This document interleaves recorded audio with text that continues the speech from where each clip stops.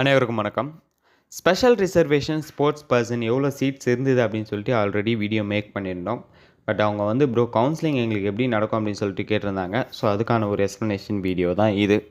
So அந்த video பார்க்கல, seeds details video பார்க்கல அப்படின்னா அந்த வீடியோக்கான லிங்க்கு கீழே டிஸ்கிரிப்ஷனில் கொடுக்குறேன். மறக்காமல் போயிட்டு பாருங்கள். ஓரளவுக்கு உங்களுக்கு புரியறதுக்கான வாய்ப்புகள் இருக்குது.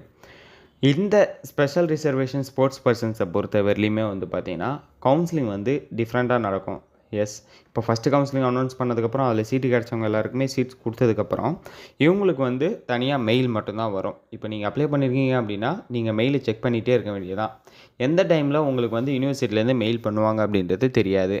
அந்த மெயிலில் நீங்கள் எதை வச்சு அப்ளை பண்ணிங்களோ அந்த டாக்குமெண்ட்ஸ் எல்லாம் ஸ்கேன் பண்ணி சென்ட் பண்ணி விடுங்க அப்படின்னு சொல்லிட்டு சொல்லுவாங்க.